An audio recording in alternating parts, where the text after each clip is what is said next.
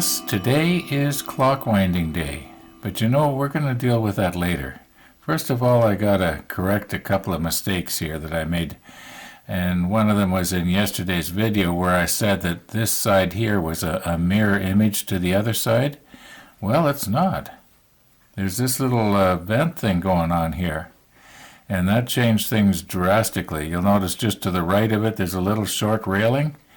Well, it took me probably, in fact not probably, it was definitely twice as long to do that one railing as it did to do these other two.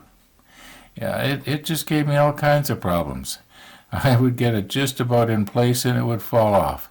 And then this went on, and I actually dropped it on the floor twice. Well, I finally did get it on, as you can see. It needs a little adjusting, but anyway. Now, the second thing that I got to correct is that I did not see all of the comments that were in the next video. You remember I was saying in the comments below, do we do a straight railing or a curved railing? Well, I didn't read all of the comments in the following video where a lot more people actually commented.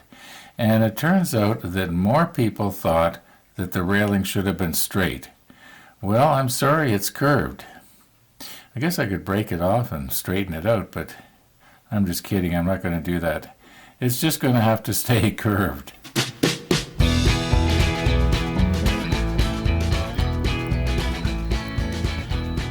Now, once again, unless we've missed something, I think we can move down to this level right here. And I'm not sure yet how far this way the railing has to come because the catapult goes right here. It could be that there was sort of a fold down railing right here.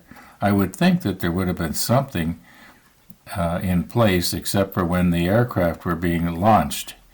We'll look into that. We'll check Stefan's book and we'll also check the World of Warships CGI. Anyway, it'll be something different today, that's for sure. Oh, and this section I've calculated that is probably going to take a total of 3 lengths. And that's, so 3 lengths here, 3 lengths there. I don't know if I have 6 lengths.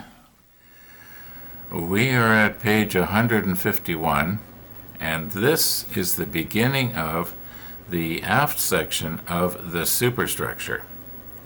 And the deck that we're going to be concerned with is this one right here. Now, when we turn the page, we have a drawing looking straight down of the area that we're going to be trying to put the railing around here, except that it is split. Now that's the bad news. It's split right here and here. So in other words, if I try to photograph this, I'm going to have to knit these two pieces together in the computer, which I can do. The good news is it's to scale 200, so it is almost exactly the right scale now. There might be a slight difference. So what I can do is I can photograph this. I'll probably have to put a sheet of glass on it or something to hold it down so it's nice and flat here, and then photograph through the glass, which is the way I did the manual over a year ago. Each one of those shots was taken through a piece of glass to hold the paper perfectly flat. Anyway, you're getting more detail than you need to know here. But what we can do is, after I get it knitted together, I can actually measure the model, say from here to here, and then I can adjust my drawing in the computer to exactly the right size.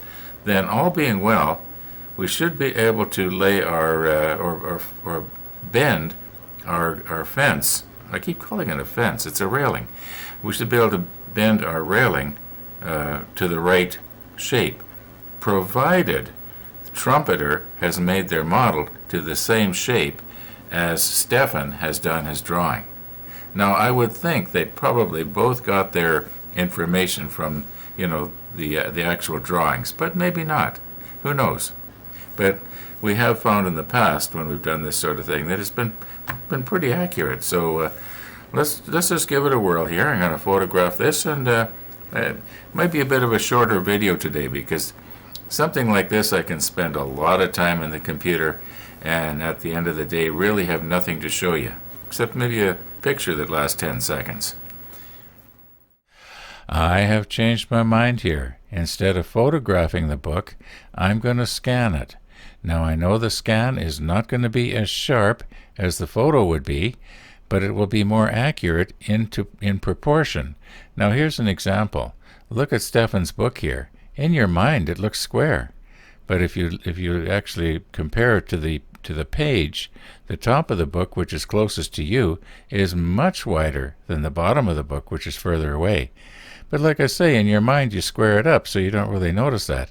However, if I was to print that out and try and use it as a diagram, well, it just wouldn't work. Here's a picture from the manual that I took. You'll notice the very top line. Well, it's kind of curved. If I was to lay a ruler across that, if I printed it out, the line would not be straight. It would be down on both ends.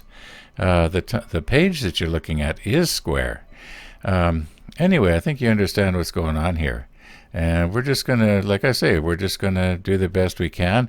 Now, the scanner has a bit of a bump on it, so that means that the book was raised up from the glass. I'm just going to assume that it's okay. I'll check it out. As long as the perspective doesn't adjust. Now, I know that I can skew the photograph later in CorelDRAW, but it's finicky. I've done it, but it's very finicky. And I think we'll just do the best we can with our scanner here, even though it is not real sharp. Okay, we are here in CorelDRAW, and what I've done is I've taken that one scan and I've made two separate drawings out of it. And the idea is to try and align them up as I'm doing here. And then what I'm going to do is, let's see, if I zoom in on this one break here, maybe I can sort of fine-tune it a little bit. And just, you can see I'm getting closer. There is a nudge feature here too, but it's hard to hold the microphone and push control all at the same time. Okay, so let's zoom out and see how that looks. That looks pretty good. Now, the idea will be all the way around the edge, I want to draw a dark line. And then we'll print it out. Probably going to have to print it out in two pieces and glue the two pages together because I don't think my printer will print something this large. I know that the pages, it looks like it should, but I think it's just a half an inch too long. Anyway, you don't need to worry about that. I'll show you when we're all done here, what I've done. This is not going to be one of my better episodes, I'm afraid. Okay, here's what's happened. We scanned this, remember? I get it all drawn out, and I get a nice line drawn around here, a black line, so that I can erase everything else, and I'll only be left with a line. And I come out to the ship so I can take exact measurements off the model and transfer the measurements onto my drawing to get it just exactly right. And when I'm out here looking at the model, I'm noticing that there's slight differences. And I'm thinking, well, how can it be that much different? And then I realized this outline that we scanned is the outline for the lower part, for the interior, in other words. Where all the officers' quarters and everything was. I guess this is supposed to be a dining room. Anyway, doesn't matter. I should have gone ahead a little bit. Now, I know it's here because I did find it. Here it is. This is the deck. Okay, I redid everything, and I've come up with this. And I think I've got it right here. If I put it on top, I don't know. Yeah, it's going to be okay. I haven't actually taken and made sure that my drawing is right, but I think it's pretty close. I'm gonna do that now. Anyway, we have spent a lot of time here in Winnipeg. In fact, right now it is 7 minutes after 2, and we haven't even turned our clock off yet. let's turn the clock off. I need a break from this. I'm starting to get a bit of a headache. Okay, this is what you've been listening to. And you remember I said there was three springs? 1, 2, 3. 2 outside ones are for the chime and the gong, and the center one drives the movement. I'll show you the back. I think some of you have already seen this.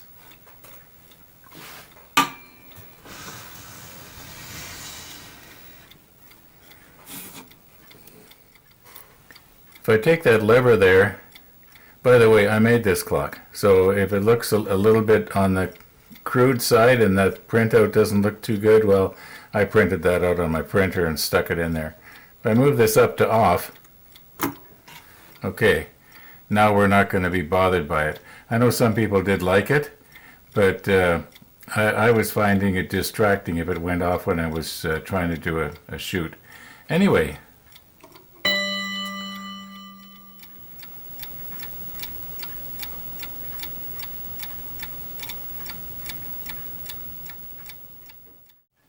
okay, I have the divider on the outside edge of the deck on the other side, and I'm going, well, maybe I should say on the inside of the ledge on the other side. I'm going to the same place on this side. Now let's see how it's going to compare on our drawing here. It should be just inside the lines. Okay, our drawing is a tiny bit on the small side. Or rather, yeah, it's a little bit smaller. So that means that when I've already measured the length, by the way, it's pretty good.